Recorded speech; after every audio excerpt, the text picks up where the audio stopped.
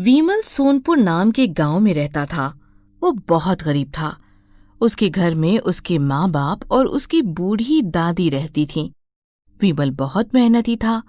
वीमल अपने माता पिता से ज्यादा अपनी दादी से प्यार करता था और उसकी दादी भी वीमल से बहुत प्यार करती थी।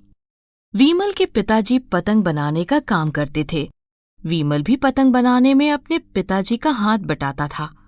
कुछ समय पहले तक उसका काम अच्छा चल रहा था, लेकिन महामारी के आने के बाद उनका तो सारा काम चौपट हो गया था।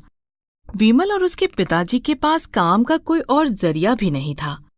एक बार की बात है, घर के सभी लोग बैठे हुए थे, बात कर रहे थे। वीमल के पिताजी रामभजन अपनी माँ से कहते हैं, अरे माँ, इस बार तो इस महामारी ने सारा काम धंधा ही चौपट कर दिया। ना जाने इंसानों के किन बुरे कर्मों की सजा उन्हें मिल रही है। हाँ बेटा, तू ठीक कह रहा है। ये सब महामारी इंसानों के बुरे कर्मों का ही तो नतीजा होता है। मुझे तो लगता है दुनिया खत्म होने का समय आ गया है। हाँ। दादी की ये बात सुनकर वीमल बोलता है, अरे दादी, तुम बिना कैसी बातें करती हो। ऐसा कुछ नहीं होगा। हमारे देश के लोग बहुत बहादुर हैं। हाँ मेरे लाल, तो बिल्कुल सही कह रहा है। बुरे कर्मों के बाद अच्छा समय जरूर आता है। बस हमें सावधानी रखनी चाहिए। और फिर सब लोग खाना खाकर सो जाते हैं। अगले दिन लंबे समय के बाद आज जब महामारी का डर थोड़ा कम हो गया, तो वीमल और उसके पिताजी ने दुकान खोलने की सोची और फिर वो दोनों अपनी दुकान पर चले गए। वहां पहुंचकर उन्होंने दुकान की साफ सफाई की और फिर पतंगों को बनाने में लग गए। रात तक उन्होंने बहुत सारी पतंगें बना ली थी। वीमल अपने पिता को पतंग बनाते हुए देख रहा था। उसको तो अभी पतंगें बनानी नहीं आती थी। लेकिन पिताजी, अभी तो शाम भी नहीं हुई है। इतनी जल्दी घर जाकर क्या करेंगे? कुछ और पतंगे भी बना लेते हैं। नहीं बेटा, पता नहीं क्यों मेरा शरीर थक गया है। मुझे नहीं पता क्या हुआ, अब मुझसे और काम नहीं होगा। और फिर दोनों आ गए। रात से ही रामभजन की तबीयत खराब हो रही थी। जैसे तैसे उसने रात काटी और सुबह होने पर उसको अस्पताल ले जाना पड़ा। अस्पताल में रामभजन का इलाज चलने लगा। डॉक्टर ने सरला को बताया कि अभी कुछ दिन रामभजन को अस्पताल में ही रहना पड़ेगा। वीमल परेशान हो गया था कि अब वो क्या करे, पिताजी को संभाले या फिर दुकान को देखे, क्योंकि अगर पिताजी को देखेगा तो दुकान का माल कैसे बिकेगा और दुकान पर बैठेगा तो फिर पिताजी का ख्याल कौन रखेगा। इस उधेड़-बुन में वो लगा था कि उसकी दादी उसके पास आती है और कहती है, अरे वीमल बेटा, कौन सी गहरी सोच में पड़ा है। अरे ठीक हो जाएगा मेरा बेटा, तू चिंता मत कर ज्यादा। हाँ दादी, मैं सोच रहा था कि मैं अकेले दुकान कैसे खोलूं। मुझे तो कुछ ज्यादा आता भी नहीं है और पिताजी की हालत भी ठीक नहीं है। देख बेटा, तो दुकान का काम संभाल। रामभजन को हम देख लेंगे। उसका ख्याल रखने के लिए तेरी माँ और मैं हूँ। तू जा दुकान खोल और पतंग बेच। कुछ पैसे आएंगे तभी तो हम तेरे पिता का इलाज करवा सकेंगे। दादी की बात सुनकर वीमल को थोड़ी हिम्मत आई और वो दुकान की ओर चल पड़ा। कुछ देर बाद वो दुकान पर पहुंच गया। उसकी दुकान के बाहर ही कुछ लोग बैठे हुए थे। वो वीमल को देखकर कहते हैं, देखो तो कैसा बेटा है। बाप अस्पताल में पड़ा है और बेटे को दुकान की पड़ी है। कैसी बात करता है घनश्याम, तू भी। तुझको तो शाबाशी देनी चाहिए कि वो अकेला हिम्मत करके दुकान खोलने के लिए आया है। अरे भाई, दुकान खोलेगा तो 4 पैसे कमाएगा। यह भी तो घर वालों के लिए ही मदद होगी ना। वीमल उनकी बातों पर ध्यान नहीं देता और दुकान के अंदर चला जाता है। और अपने काम पर लग जाता है। पर महामारी के डर की वजह से दुकान पर लोग नहीं आए और कोई कमाई भी नहीं हुई। विमल की आंखों में बार बार अपने पिताजी का चेहरा आ रहा था। वो सोच रहा था कि अगर उसके पिताजी को कुछ हो गया तो फिर उनका क्या होगा। उनके इलाज के लिए तो उसे बहुत पैसों की जरूरत थी। बेचारा, करे तो क्या करे, उसे कोई और काम भी नहीं आता था। लेकिन वो जैसे ही जाने लगता है उसे ख्याल आता है कि आज तो उसकी एक भी पतंग नहीं बिकी और ना ही उसके पास कुछ खाने के लिए पैसे हैं। बेचारा भूख से बेहाल हो रहा था, लेकिन क्या करता। विमल वहीं दुकान में लेट जाता है। भूख के मारे उसके पेट में दर्द भी होने लगता है। तभी उसको सुबह की बात याद आती है। माँ, मैं दुकान पर जा रहा हूँ। तेरे थाले में खाने अचार। दादी ने क्या कहा था? विमल जल्दी से उठता है और अपने थैले में देखता है।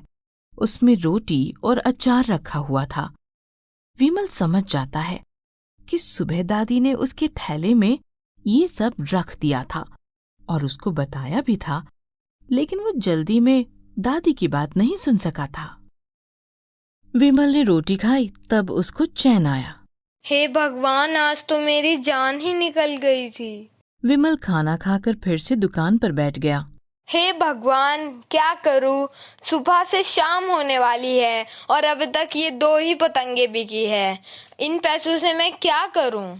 विमल इसी उधेड़-बुन में लगा हुआ था और उसको पता भी नहीं चला कि कब रात हो गई और सब दुकानदार अपने अपने घरों की तरफ जाने लगे थे। विमल बेटा, रात हो गई है, अब तुम भी अपने घर जाओ। विमल भी अपना उतरा हुआ चेहरा लेकर घर की तरफ चल देता है। रास्ते में वो यही सोच रहा था कि वो क्या करे। क्या कोई नौकरी करने के लिए जाए या दुकान पर बैठकर पतंगे बेचे। यही सब सोचता हुआ वो अपने घर पहुंच जाता है। उसे उदास देखकर दादी कहती है, अरे क्या हुआ विमल बेटा, क्या हुआ, इतना उदास क्यों है तू? दादी, आज कोई भी कमाई नहीं हुई। मैं पिताजी का इलाज कैसे करवाऊंगा? अरे कुछ नहीं होगा तेरे बाप को, वो बिल्कुल ठीक हो जाएगा। अब जाकर सो जा और कल के बारे में सोच कि कैसे तू पतंगे बेचेगा। बेटा, तुझे याद है जब वो बंदर का खेल दिखाने वाला आता था तो सब कैसे बाहर भाग कर जाते थे? क्या करता था वो? दादी, वो तो जोर जोर से बुलाता था, आ जाओ, मेरे बंदर का तमाशा देखो। हाँ बेटा, वो सबको बताता था। तो तुम भी कुछ इसी तरह का करो जिससे सब तुम्हारी पतंगे खरीदने के लिए आए। अगले दिन विमल दुकान पर जाता है और जोर जोर से आवाज लगाकर लोगों को अपनी ओर आकर्षित करता है। उसकी आवाज सुनकर लोग उसकी दुकान की तरफ आने लगते हैं और फिर थोड़ी देर में ही दुकान पर भीड़ लग जाती है और विमल की पतंगे बिकने लगती हैं। आज तो विमल की सारी पतंगे बिक गई थीं। अब विमल सोचने लगा कि उसे तो पतंगे बनानी ही नहीं आती, तो वो अब क्या करे, और उसे पैसे की जरूरत भी थी। तो वो शाम को दुकान बंद करके घर आ जाता है और दादी से कहता है, दादी, दुकान में जितनी भी पतंगे थी सब बिक गई। तुम्हारी बात ने तो कमाल कर दिया दादी। अरे तू चिंता मत कर बेटा, सब ठीक हो जाएगा। अब तू खाना खा ले और सो जा, कल की कल देखेंगे। हाँ। विमल ने खाना तो खा लिया, लेकिन उसकी आंखों में नींद नहीं थी। वो तो कल के बारे में सोच रहा था कि कल क्या होगा, कल वो दुकान पर जाकर क्या बेचेगा। ये सब सोचते सोचते उसको नींद आ गई। अगले दिन सुबह विमल उठता है तो वो देखता है कि उसके बिस्तर के पास बहुत सारी पतंगे रखी थीं। विमल पतंगे देखकर हैरान हो जाता है कि इतनी सारी पतंगे रात ही रात में कहाँ से आ गई। वो भागकर अपनी माँ के पास जाता है और पूछता है, मामा इतनी पतंगे कहाँ से आ गई, वो भी रात रात में? मुझे नहीं पता, मैं तो सो गई थी। फिर वो अपनी दादी के पास जाता है और पूछता है कि पतंगे कहाँ से आ गई। तो दादी कहती है, बेटा, जो सच्चे मन से अपने काम के प्रति ईमानदार होता है, जिसके मन में कोई लालच नहीं होता, भगवान उसकी मदद जरूर करता है, समझे? वो सब तो ठीक है दादी, पर ये पतंगे कहाँ से आई है? फिर दादी कहती है, बेटा, मैंने ये पतंगे बनाई हैं। तेरे पिताजी को भी तो मैंने ही पतंगे बनानी सिखाई थी जब वो छोटा था। विमल ये सुनकर अपनी दादी के गले लग जाता है और कहता है, दादी तुम कितनी अच्छी हो, तुमने रात भर जाग के मेरे लिए पतंगे बनाई। ओ मेरी प्यारी दादी। अच्छा, अब बहुत हुए दादी की तारीफ। अब जा और दुकान खोल और इन्हें बेच कर आ। मैं और तेरी माँ अस्पताल जा रहे हैं। आज तेरे पिताजी घर आने वाले हैं। विमल पतंगे लेकर दुकान पर चला जाता है और पतंगे बेचने लगता है, पर आज कुछ ज्यादा पतंगे नहीं बिकी। विमल उदास मन से घर आ जाता है। घर आकर देखता है कि उसके पिताजी घर पर बैठे हैं। वो अपने पिताजी को देखकर बहुत खुश होता है और कहता है, अरे पिताजी, आप ठीक होकर आ गए। आपकी कमी आपके बीमार होने के बाद पता चली। फिर वो और उसके पिताजी आपस में बातें करने लगते हैं। अगले दिन राम भजन घर पर ही अपने बेटे विमल को पतंग बनाना सिखाता है। विमल भी पूरे मन से काम सीखता है और फिर बहुत जल्दी वो भी अच्छी अच्छी पतंग बनाना सीख जाता है। 15 अगस्त भी आने वाला था।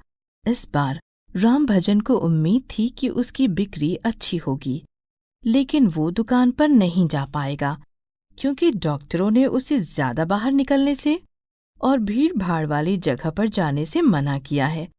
तो वो विमल को ही अच्छे से सब सिखा देता है। और फिर 15 अगस्त भी आ गया और इस बार तो बहुत अच्छी कमाई हुई थी। अब विमल बहुत खुश हुआ और उसने पतंग को ही अपना काम बना लिया था और फिर सब ठीक हो गया।